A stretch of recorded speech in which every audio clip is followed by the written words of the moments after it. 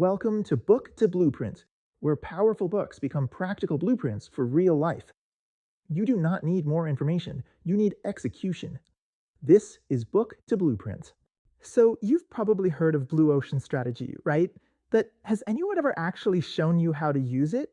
Well, today we're skipping the long winded theory. This is your blueprint, a straightforward, actionable guide to take these powerful ideas and put them to work for real.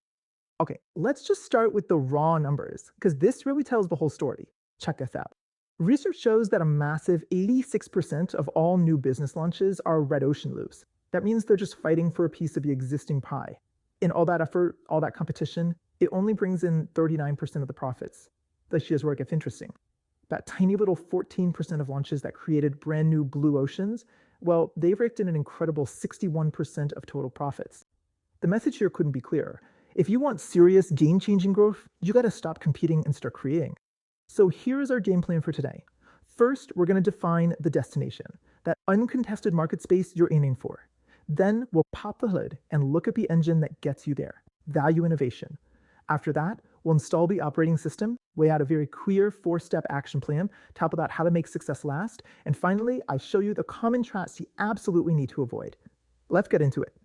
First step, uncontested market space. Before we get into the how, we need to be crystal clear on the what. What exactly is the end goal here? What are we trying to achieve? Let's define it. The whole point of this is to make a strategic escape. You're trying to get out of the red ocean, those crowded, shark-infested waters where everybody's fighting over the same scraps and profit margins just get thinner and thinner.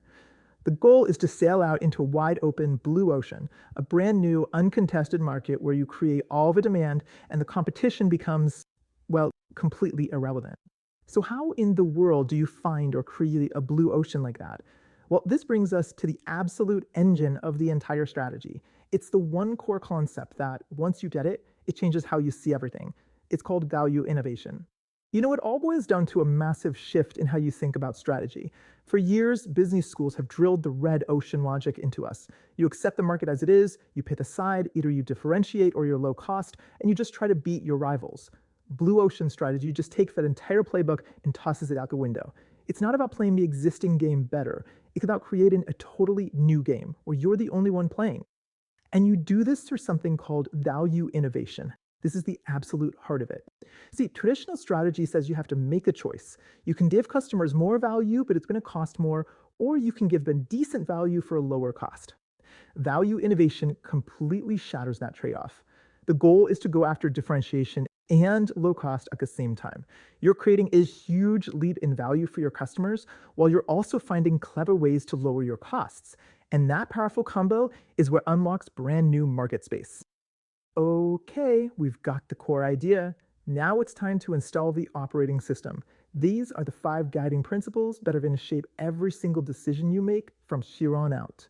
Think of these as your new rules of engagement. First, and this is a big one, you have to believe that market boundaries aren't set in stone. You could actually rebuild them.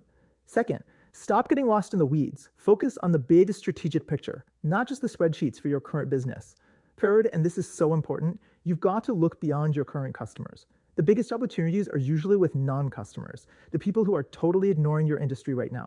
Fourth, follow the strategic sequence. We're about to cover it, to make sure your business model actually works. And finally, build execution into your plan from day one.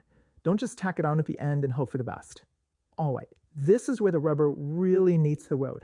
We're diving into the most practical part of this blueprint, the 4 steps you must take to validate your idea and reduce your risk before you sink a ton of money into it. And listen, the sequence here is absolutely critical. You have to do it in this exact order. Utility, then price, then cost, then adoption. Think of them as gates. If your idea can't pass through one gate, you don't move to the next. Trying to do this out of order is pretty much the fastest way to fail. So let's break down each one. First up, the most important one, utility. Does your idea offer exceptional value? And I really want you to hear that word, exceptional. A little bit better isn't going to cut it. So many companies fall in love with their own cool tech, and they forget to ask the number one question. Does this remove a huge pain point for the customer? If there's no powerful, can't-miss reason for a ton of people to buy it, the idea is dead in the water. Okay, if you've cleared the utility hurdle, now you can move to price. And this is not about pricing the way you normally would. You have to set a strategic price that makes your offer a no-brainer for the biggest possible audience right from the get-go. And what's crucial here is that you're not just calculating your costs and adding a margin, you're figuring out the price that will unlock a whole new mass market, because that price itself is a key part of the strategy. So once you've locked in that strategic price, then you can move to cost. See how that's flipped on its head? You don't ask, what's this going to cost to make? So what should we charge? You ask, okay, here's the price the market needs. Now, how do we innovate our entire business model to deliver it at that price profitably? This forces you to get creative, to streamline, and to innovate in ways you never think of otherwise. And finally, adoption. Look, you can have a brilliant idea with a perfect business model, and it can still get sunk by simple human resistance. Who are the people who might feel threatened by your idea? It could be your own sales team, your business partners, even the public. You have to think about these adoption hurdles ahead of time and build a plan to communicate and educate from the very start so you can turn those potential blockers into your biggest gains. And this all comes together in a simple but powerful tool called the Blue Ocean Idea Index. It's basically a scorecard. Before you even think about launching, you run your idea through these 4 questions. You need a big, confident yes for every single one. If you get a no at any point, you don't move forward. You go back to the drawing board. This is your final go/no-go gate before you commit any serious resources. You know, creating one blue ocean is an amazing achievement, but if you want to build a company that lasts, you can't treat it like a one-hit wonder. You need to make creating new markets a repeatable process. So how do you make this success stick for the long haul? You do it by building a rhythm, a schedule, a specific behaviors right into your organization. Think of it like a fitness routine for your strategy. Every week, you review your strategy canvas to make sure you're on track.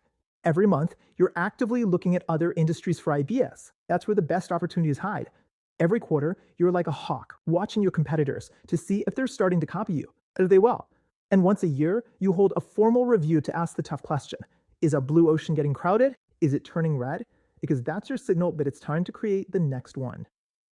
All right, we've covered the what and the how. To finish up our blueprint, let's talk about the common mistakes, the mental traps that can make even the best plans fall apart. The first and probably the biggest trap is confusing blue ocean strategy with just innovation. You know, we're all taught to worship innovation, making something new, a new technology, whatever. But blue ocean strategy argues that innovation, just for the sake of it, is totally worthless. The newness itself doesn't actually matter. And this is the key difference. Value innovation, not innovation per se, is the singular focus of blue ocean strategy. You can build the most advanced piece of tech in the world, but if it doesn't create a massive, obvious leap in value for the average person, it's going to fail. The technology has to serve the value, never the other way around. The second trap is thinking this is just a fancy way of saying be the cheapest. It's not. The goal isn't just to be low cost. It's about breaking that value-cost trade-off. Think about Southwest Airlines. They gave you the low cost of driving a car, but with the high speed of flying. They were both low cost and highly different. It's the and that creates the magic. High differentiation and low cost at the same time. And that brings us to the end of our blueprint. We've laid out the mindset, the principles, the action plan, and the traps to avoid. So now, the only question that really matters is the one right here on your screen. Your market is a red ocean. You're fighting for every inch, every day. So take this blueprint, look at your world with fresh eyes, and ask yourself, what blue ocean will you create? If you have a book in mind that should be added to our list, comment below. If this blueprint helped you, subscribe, like, and build with us. More blueprints are coming. Stay intentional, stay consistent. We are doing this one book at a time. And remember, you are the average of the 5 people you spend the most time with. So share this with them and grow together. Real progress becomes stronger when it is shared. Build your life one blueprint at a time. You do not attract what you want. You attract what you do.